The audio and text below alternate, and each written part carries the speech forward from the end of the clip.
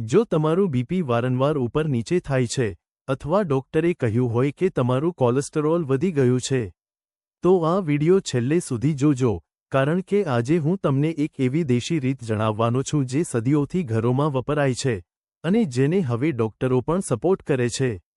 ફક્ત 1 કપ, અને એ પણ સવારે ખાલી પેટ. ના કોઈ મોટો ખર્ચો, ના કોઈ કોમ્પ્લિકેટેડ પ્રોસેસ. ચાલો સમજીએ કે આ ઉપાય શું છે અને એ કેવી રીતે કામ કરે છે. નમસ્તે મિત્રો, આપણા ચેનલ પર ફરી એકવાર સ્વાગત છે. જો તમે પહેલીવાર અહીં આવ્યા છો તો ચેનલને સબસ્ક્રાઇબ કરી લેજો, કારણ કે અહીં દરરોજ હું તમારા માટે હેલ્થ સંબંધિત સાચી અને ઉપયોગી માહિતી લાવું છું જે ઘરે બેઠા કરી શકાય. પહેલા સ્પષ્ટ કરી દઉં, આ ઉપાય તમારા બીપી અને કોલેસ્ટેરોલને કુદરતી રીતે કંટ્રોલ રાખવામાં ચોક્કસ મદદ કરી શકે છે, જો તમે એને યોગ્ય રીતે અને નિયમિત રીતે અપનાવો. સૌથી પહેલા સમજીએ કે હાઈ બીપી અને હાઈ કોલેસ્ટેરોલ કેમ થાય છે. જ્યારે આપણી ખાનપાનની આદતો બદલાય છે, વધારે તેલવાળું, વધારે મીઠું, વધારે પ્રોસેસ્ડ ફૂડ ખાવાથી, ત્યારે આપણા રક્તવાહિનીઓમાં ચરબી, એલડીએલ કોલેસ્ટેરોલ, જમા થવા લાગે છે.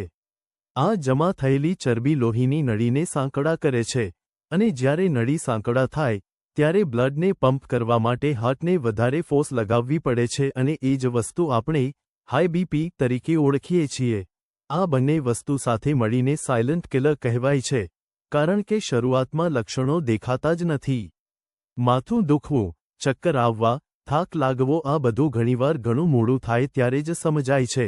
એટલે જ લાઇફસ્ટાઇલ અને ખાનપાનમાં નાનો ફેરફાર પણ મોટો ફરક પાડી શકે છે. તો ચાલો હવે વાત કરીએ એ ઉપાયની.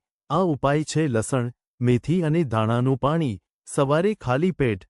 કેવી રીતે બનાવવું? રાત્રે સૂતા પહેલા 1 ગ્લાસ પાણીમાં આટલું નાખો: લસણની 2 કળી, છોલીને હળવી ક્રશ કરેલી, 1 ચમચી મેથીના દાણા, 1 ચમચી ધાણાના દાણા. આ ત્રણેયને 1 ગ્લાસ પાણીમાં આખી રાત પલાળી રાખો.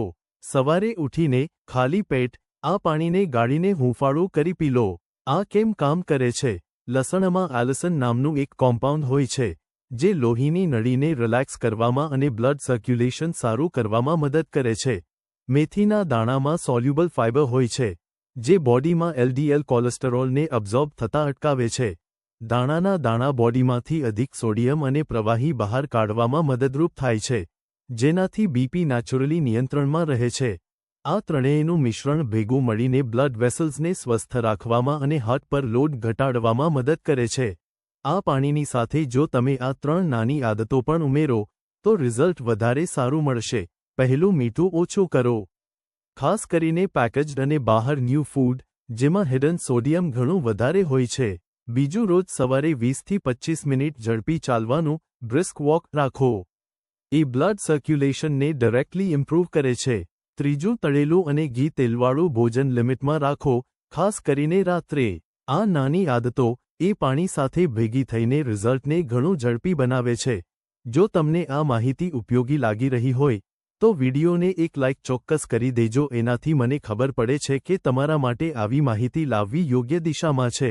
એક મહત્વની વાત, જો તમે પહેલેથી બીપી કે કોલેસ્ટેરોલની દવા લેતા હોવ, તો આ ઉપાય શરૂ કરતા પહેલા તમારા ડોક્ટરને જરૂર પૂછી લેજો. કોઈપણ ઘરેલું ઉપાય દવાનો વિકલ્પ નથી, એ માત્ર સપોર્ટ તરીકે કામ કરે છે.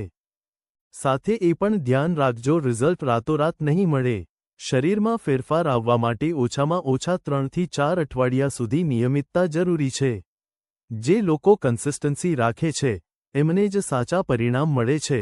તો મિત્રો, આજે આપણે જોયું કે કેવી રીતે એક સાદું ઘરેલું પાણી તમારા બીપી અને કોલેસ્ટેરોલને કંટ્રોલ રાખવામાં મદદ કરી શકે છે.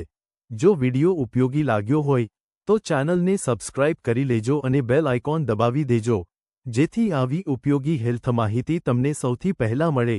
તમારો કોઈ સવાલ હોય તો કોમેન્ટમાં જરૂર લખજો, હું જવાબ આપવાનો પ્રયત્ન કરીશ. મળીશું પછીના વિડિયોમાં.